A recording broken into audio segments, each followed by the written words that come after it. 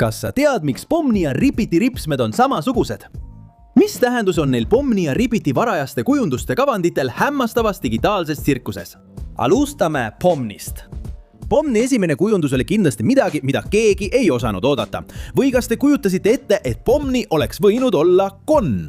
Jah, sõbrad, kuigi see kõlab üsna hullumeelselt, oli Pomni esimene kujundus inspireeritud kõhnast konnast ja ta pidi olema isegi isane konn. See idee oli nii tõsine, et Gooseworks otsustas teda kutsuda Frogniks. Tal pidi olema musta ja sinise triibuline kujundus.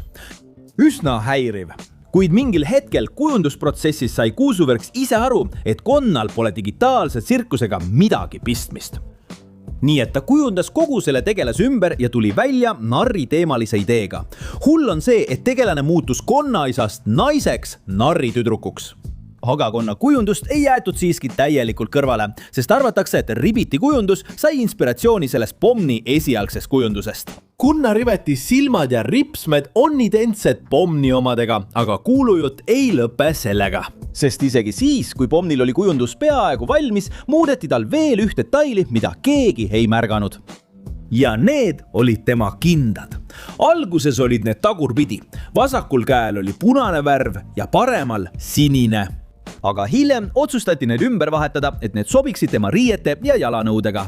Seetõttu ongi pilootepisoodis tal juba sinine kinnas vasakul ja punane paremal käel. Aga huvitav fakt on see, et selle episoodi lõputiitrites näeme Pomnit tema varasema kujundusega enne seda muudatust. Kas teadsid, et Kofmo pidi algselt olema palju tähtsam tegelane imelises digitaalses tsirkuses? Tegelikult ei olnud ta lihtsalt kloun, kes abstraheerus ja kõik. Alguses oli plaanis, et tal oleks rohkem rolli järgmistes episoodides. Sest tema ja Pomni pidid olema selle tsirkuse peategelased. Just sellepärast oli Kofmo kloun ja Pomni narr. Sest mõlemad esindasid digitaaltsirkust väga hästi. Isegi tema algne nimi oli Kaufmann. Ja seda näeme ühes visandis, kus Ragata kutsub teda selle nimega. Ja sellega saame ka kinnitada, et tal oli sügavam areng. Ja kuna tal oli Kofmo juba loodud, kui Gooseworks lõi Jaxi, said aru, et lilla jänes näis täitvat sama rolli kui vaene kloun. Gooseworks otsustas Kofmo eemaldada ja Jaxi alles jätta. Klounil oleks olnud sarnane lugu nagu Jaxil. Jax on üks tegelastest digitaalses tsirkuses ja tal oli üks kõige veidramaid muutusi. Kui Pomni muutus isases konnas selleks Pomniks, keda me tunneme, siis Jax pidi algselt olema tõeline neiu. Jah, sõbrad, Jax pidi olema tüdruk. Ja tegelikult kinnitas seda meile ka Gooseworks ise, kui keegi küsis temalt, miks ühel Jaxi visanditest olid ripsmed.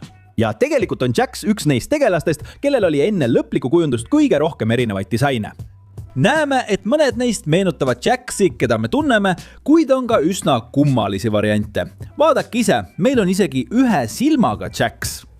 Aga las ma ütlen teile, et neid kujundusi ei jäetud lihtsalt unustusse, sest 8. episoodis näeme ühte silmaga Jaxi, täpselt nagu selles visandis ja rääkides neist veidratest asjadest, miks peaaegu keegi pole rääkinud sellest kontseptsioonist, kus Jax ütleb, ma olen armunud su kehasse. Kas ta ütles seda Zuubelile? Ma ei tea, Rick. Jätan selle teile mõtlemiseks. Tegelikult soovis Gooseworks, et Jaxi hääl oleks inspireeritud Raggedy Annist. Vaata, meil on nimed. Sinu nimi on Raggedy Ann ja minu oma on Andy. Aga Kovacs ei tahtnud seda täpselt kopeerida. Seega lisas ta sellele häälele küünilisema, pilkavama ja roppuma tooni. Ja nii sündiski Jaxi talumatu hääl.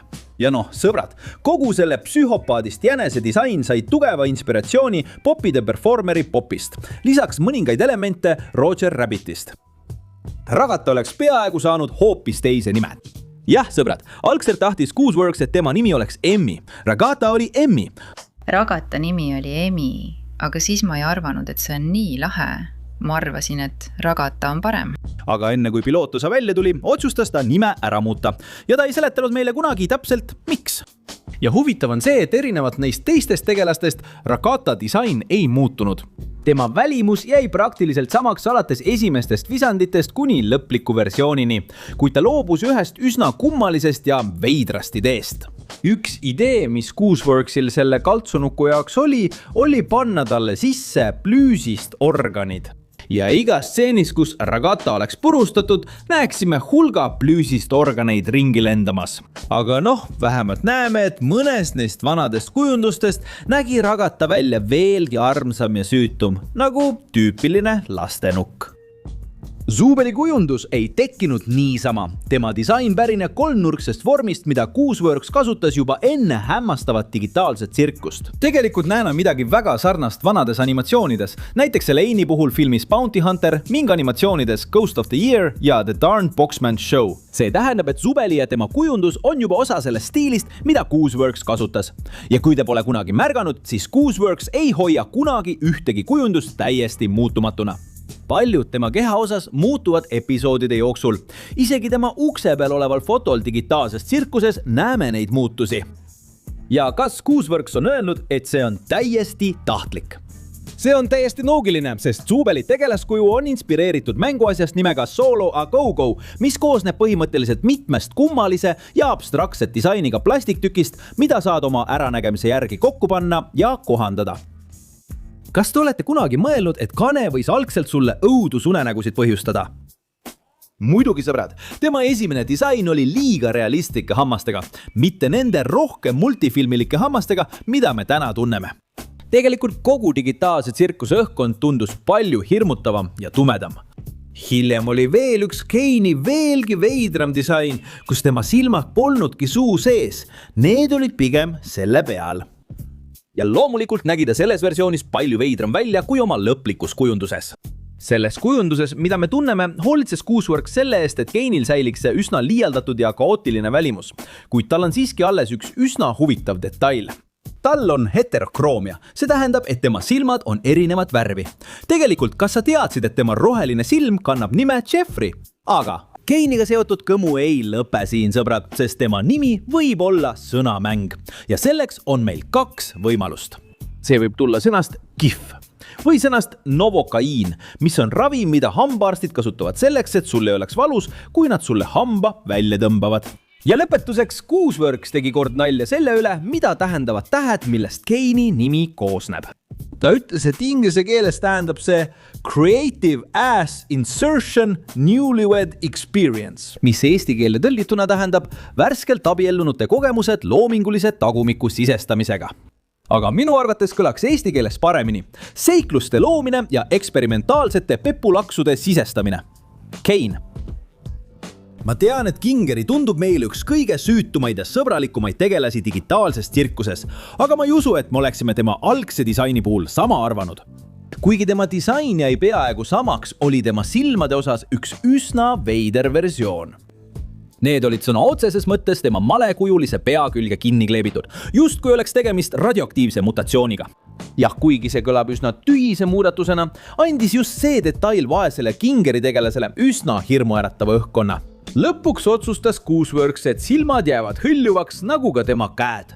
Nii jäigi see tema lõplikku kujundusse, andes talle selle absurdsema nüansi. Ja lõpuks on meil Kango. Ja ma võin öelda, et ta on üks neist tegelastest, kellel peaaegu üldse muudatusi ei tehtud.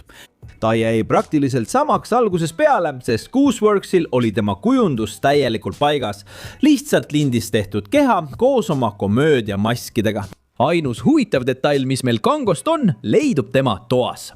Kui meile näidatakse tema tuba hämmastavas digitaalses tsirkuses, näeme, et tal on pikk komöödia maskide kollektsioon. Aga kõigi nende maskide seas leiame ühe, mis meenutab väga näotut nägu lühifilmist, mille Gooseworks tegi enne hämmastavat digitaalset tsirkust. Aga kuidas on Spotseasiga, restoraniga, mida nägime 4. episoodis? Tegelikult jagas Gooseworks, kuidas pidi algselt välja nägema selle mehe kujutis, kes väidetavalt lõi restorani. Alguses pidi see olema kartul silmadega, millel oli isegi mitu erinevat kujundust, kuid tundub, et looja ei olnud ühegagi neist rahul. Tegelikult ütles ta ise ühes postituses, et lõpuks otsustas ta selle tegelase teha sarnaseks sellele kolonelile, kes on KFC's. Ta jagas isegi seda, kuidas näeb välja Spotseasi restorani ametlik kaart. Siin näeme, et Spotsis loodi McDonaldsi põhjal, kus Gooseworks varem töötas. Ka kolmanda osa jaoks oli mitu kontseptikunsti. Näiteks Demon Lee Kingel, kellel oli isegi versioon, kus tal olid tiivad. Ja mitmed mudelid, kus näeme tema näoilmeid ja nägu, mis ilmselgelt ilmusid ka kolmandas osas. Aga kõige hirmutavam on see, et näeme hirmuäratavate tegelaste peaehete kontseptsioone, mis ilmusid selles osas. Näeme isegi, et kummitusel oli 2 erinevat kujundust. Esimene neist oli palju lihtsam. Keskmine kujundus oli see, mis lõpuks episoodi jäi. Ja kolmas on viide meemile tumeda nahaga tüübist, kes peidab end pimeduses ja naeratab. Igatahes sõbrad, kas teie teadsite kõike seda imelise digitaalse tsirkuse kujunduste kohta? Näeme teid kommentaarides.